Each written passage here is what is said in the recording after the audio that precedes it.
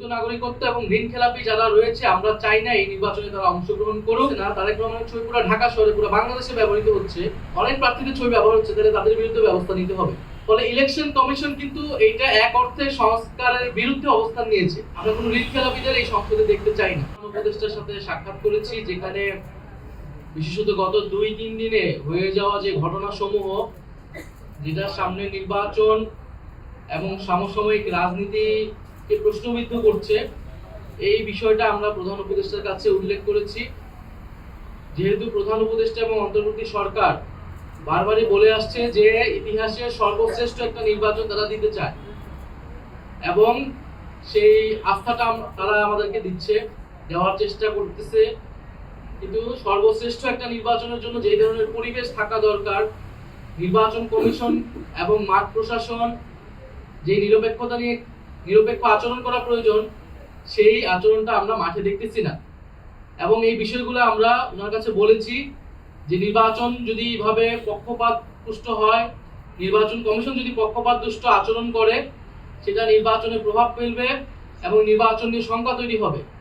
এবং এই নির্বাচন যদি সুষ্ঠু নিরপেক্ষ না হয়, তাহলে কিন্তু এর দায় অন্তর্বর্তী সরকারের উপর আসবে, ডক্টর ইউনূসের উপর আসবে। সেই জায়গায় আমরা আমাদের উদ্বেগ ওনার কাছে প্রকাশ করেছি এবং আমরা আশা করব যে সরকারের পক্ষ থেকে এই প্রতিকার করবে।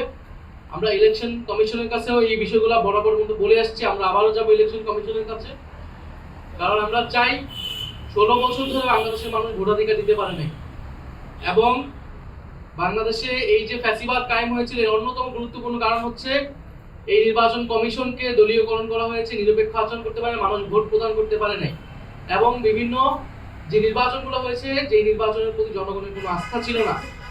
ফলে এইবারের নির্বাচন এটা একটা ব্রেক করবে এবং বাংলাদেশের গণতন্ত্রের পথে আমরা উত্তরণ করবো, সেটাই প্রত্যাশা।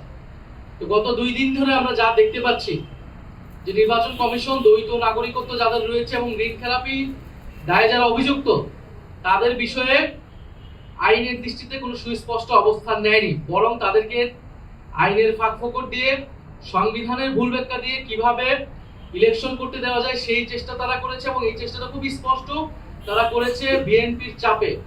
বিএনপি এবং তার ছাত্র সংগঠন ইলেকশন কমিশনের সামনে যে একটা মব তৈরি করেছে, যে চাপ তৈরি করেছে, এবং বিএনপি সিনিয়র নেতৃবৃন্দ ইলেকশন কমিশন গিয়ে ইলেকশন কমিশন রায় দেওয়ার আগেই তার সাথে কথা বলে সেই রায়কে প্রভাবিত করেছে। ফলে ইলেকশন কমিশন কিন্তু সংবিধানের ব্যাখ্যা দিতে পারে না। সংবিধানের ব্যাখ্যা আমরা সবসময় জানি শুধুমাত্র সুপ্রিম কোর্ট দিতে পারে।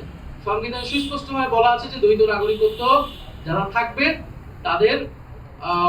তারা ইলেকশনে অংশগ্রহণ করতে পারবে না, এবং এই দ্বৈত নাগরিকত্ব ত্যাগ করা বলতে কি বোঝানো হবে এটাও সুপ্রিম কোর্টের ব্যাখ্যা আছে। কিন্তু ইলেকশন কমিশন একটা নতুন একটা ব্যাখ্যা গতকালকে দিলে, এই ব্যাখ্যা ইলেকশন কমিশন আসলে দিতে পারে না।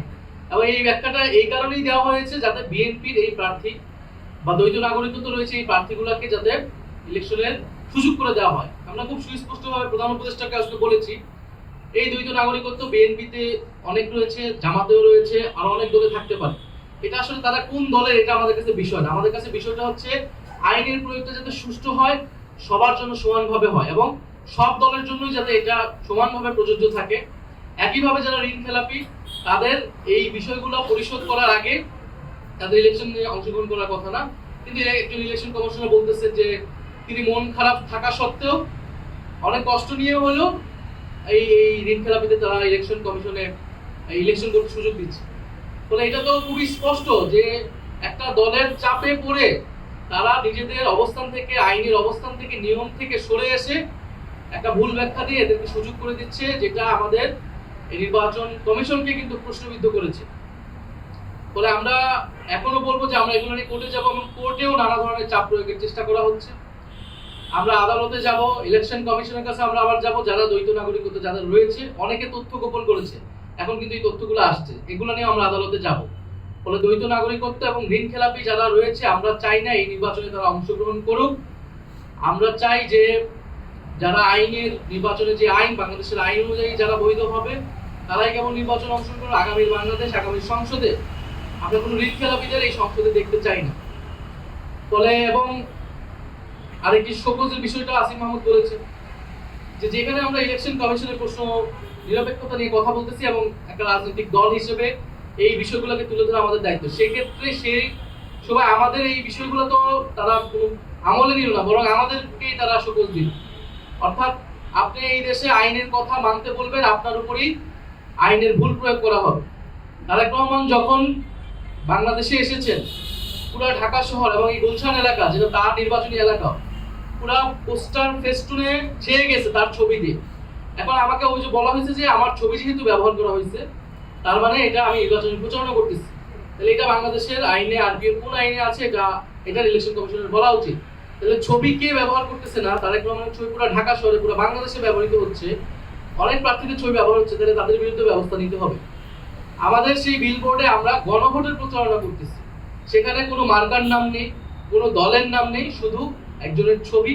একজন দায়িত্বশীল নাগরিক হিসেবে, একজন জনপ্রতিনিধি হিসেবে বা রাজনৈতিক নেতা হিসেবে আমি গণভোটের পক্ষে বলতেছি যে হ্যাঁ, পক্ষে আপনারা ভোট দিন। এটা বলাটা আমার নৈতিক এবং রাজনৈতিক অধিকার, যেখানে সরকার নিজেই গণভোটের পক্ষে অবস্থান নিয়েছে এবং প্রচারণা করতেছে।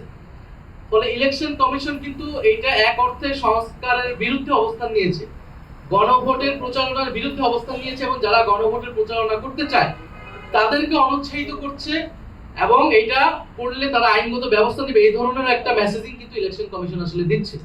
ফলে এই কাজগুলো করা মোটেই উচিত হচ্ছে না, এবং এটা নিরপেক্ষতা, লেভেল প্লেইং ফিল্ড, এই সব কিছুকে কিন্তু নষ্ট করে দিচ্ছে। এই ধরনের পরিস্থিতিতে নিরপেক্ষ ইলেকশন করা সম্ভব হবে না। কিন্তু আমরা চাই যে এবারের ইলেকশন সুষ্ঠু হোক, সেই জায়গায় আমরা সর্বাত্মকভাবে সহযোগিতা করতে চেয়েছি, এবং আমরা চেয়েছি যে রাজনৈতিক সংস্কৃতির পরিবর্তন হোক। আমরা সর্বাত্মকভাবে চেষ্টা করেছি ইলেকশন কমিশনের বিধিবিধান, আচার বিধি সবকিছু মেনে কার্যক্রম করা। আমরা দেখতে পাচ্ছি ঢাকা শহরের অনেক জায়গায় কিন্তু এই আচার আচরণ, ঢাকা শহর না পুরো বাংলাদেশেই এটা মানা হচ্ছে না।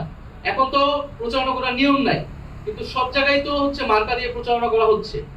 বেগম খালেদা জিয়ার মৃত্যুকে ব্যবহার করে শোক সভার নামে বিভিন্ন রাজনৈতিক প্রচারণা, ইলেকশন নির্বাচনী প্রচারণা করা হচ্ছে, কম্বল বিতরণ করা হচ্ছে।